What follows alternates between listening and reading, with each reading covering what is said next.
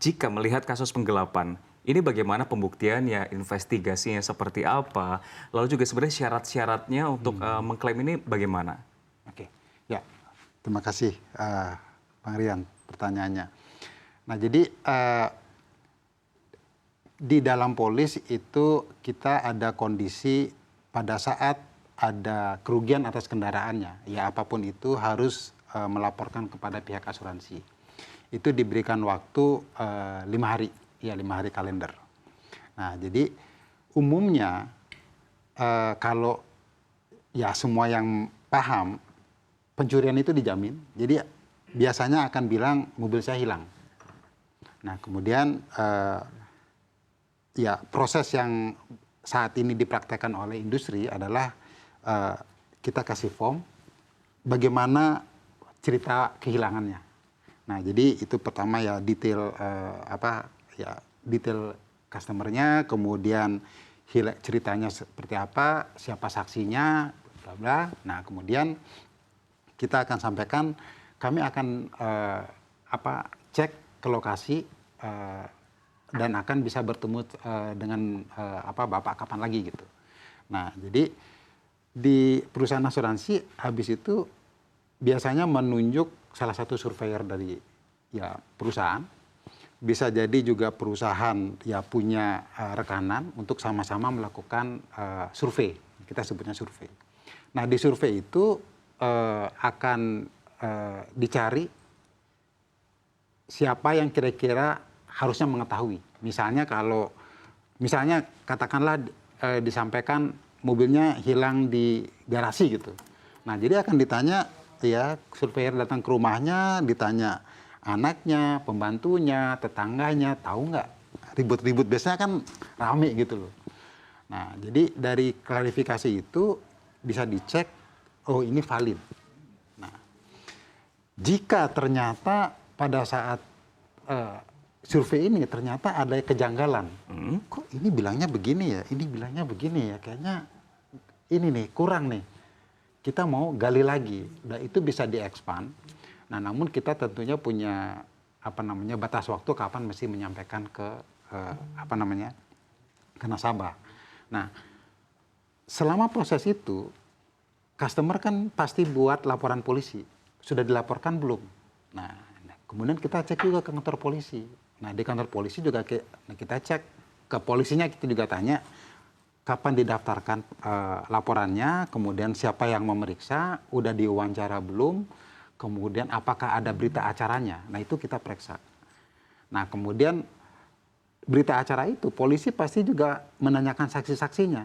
Dan itu ternyata kalau saksinya ada yang berbeda lagi, kita cross check juga. Baik.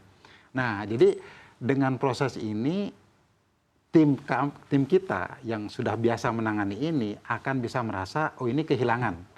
Atau malah ini kayaknya nggak hilang dah. Ini kayaknya isunya bukan begitu deh ceritanya. And then kita bekerja sama dengan polisi, kemudian konfront, akhirnya ada kita namanya ya inilah pertemuan untuk menanyakan klarifikasi lebih lanjut. Nah, kemudian itu juga kita dokumentasikan, kita rekam. Nah, kalau tidak konsisten, bisa jadi itu penggelapan sampai misalnya ketemu, bahwa ini ternyata penggelapan. Ternyata mobilnya dipinjemin temennya dan nggak balik. Atau ternyata disewakan dan nggak ketemu gitu. Nah, akhirnya asuransi jadinya ada surat penolakan menggunakan pasal yang ada di kondisi polis. Baik, gitu. Baik Pak Wayan. Sekarang saya bertanya ke Mas Akbar. Ini kan dari tadi kita ngomongin soal asuransi untuk kendaraan. Dan beberapa kali kita juga bicarakan soal asuransi untuk pendidikan, lalu juga kesehatan. Berbicara mengenai prioritas, menurut Mas Akbar ini seperti apa? Tentunya Sobat Cuan di sini kan memang masih banyak yang belum tahu dan akhirnya baru menyadari sekarang. Ternyata tahu-tahu mereka sudah memiliki asuransi kendaraan, tapi belum memiliki asuransi jiwa, bagaimana nih? Enggak, sebetulnya kalau kita bisa lihat prioritas orang berasuransi itu pertama ada di kesehatan dulu, Rian, ya, bukan di jiwa dulu sebetulnya. Kadang kalau misalnya kita lihat asuransi jiwa itu kan lebih kepada orang yang punya tanggungan di situ ya, breadwinner gitu kita sebutnya ya, di situ ya. Jadi ketika dia, mohon maaf, dia meninggal dunia atau dia cacat tetap total, ada keluarga yang terdampak di sini. Tapi yang paling basic protection itu adalah di asuransi kesehatan. Jadi agak lucu kalau memang dia nggak punya asuransi kesehatan tapi punya asuransi mobil dulu gitu kan. Jadi agak ada yang kelewat. Harusnya dia melindungi dirinya sendiri terlebih dahulu atas musibah sakit, baru dia melindungi aset-asetnya. Dan sebetulnya kalau kita bicara mengenai asuransi kesehatan, yang paling basic BPJS kesehatan gitu ya. Bisa jadi ya kita juga mungkin sudah punya gitu ya, karena ini kan asuransi sosial gitu ya dari pemerintah ya sini ya. Jadi memang sebisa mungkin usahakan teman-teman kalau ketika membangun proteksi dirinya dulu, baru setelah itu aset-asetnya.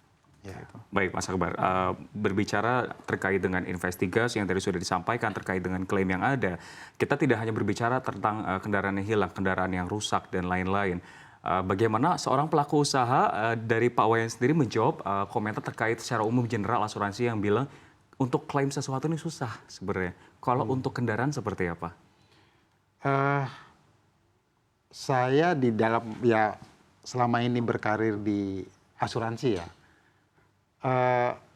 Proses yang didesain oleh perusahaan asuransi itu ya harusnya mudah ya, karena kalau di kendaraan bermotor itu property damage ya langsung ketahuan apa kerusakannya, kita tinggal kirim ke bengkel ya rekanan kita atau customernya bisa jadi nunjuk bengkel gitu.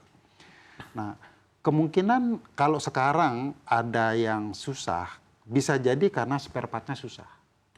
Jadi ada mobil-mobil tertentu, biasanya mobilnya baru keluar serinya, itu nggak gampang cari spare partnya. Even cari spion aja susah.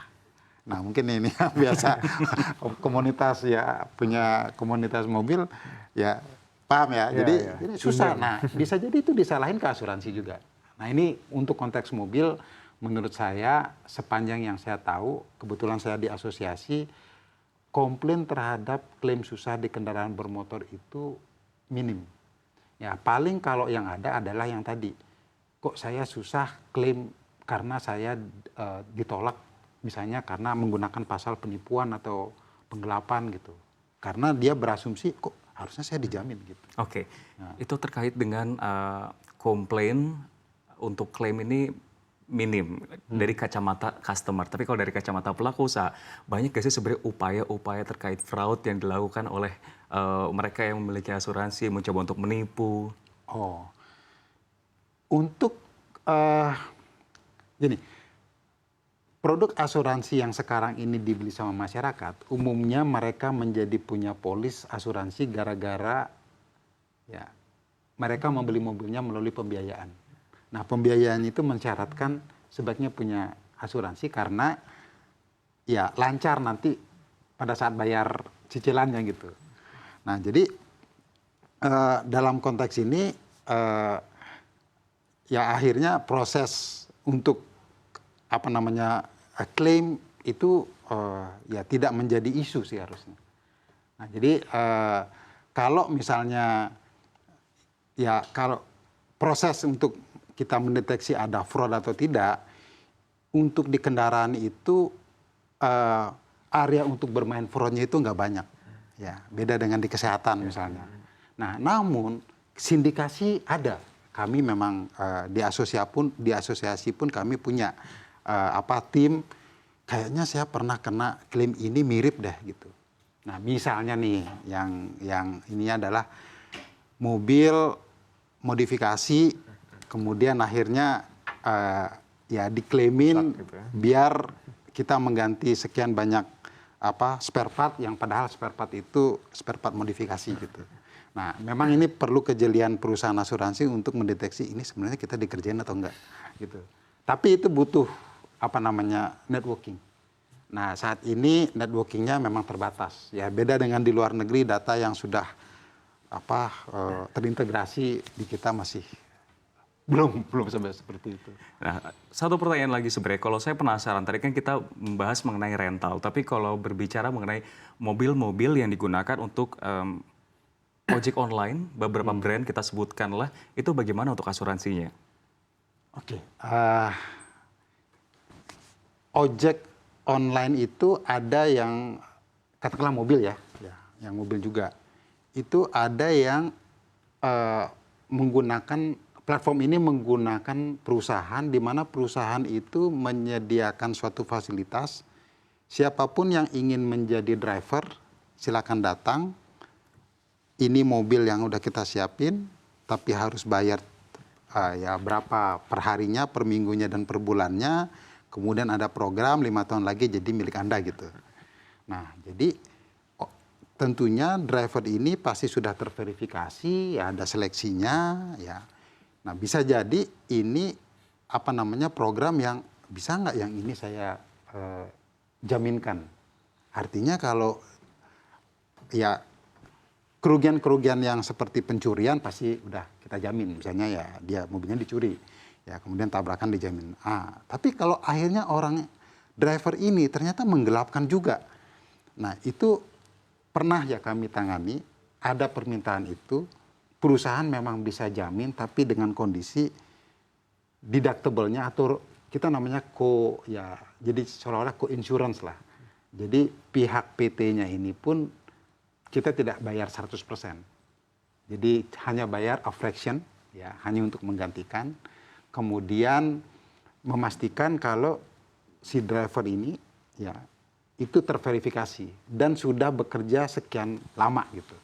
Tapi ini again appetite perusahaan itu beda-beda. Perusahaan asuransi ya, ada yang bisa, ada yang enggak gitu.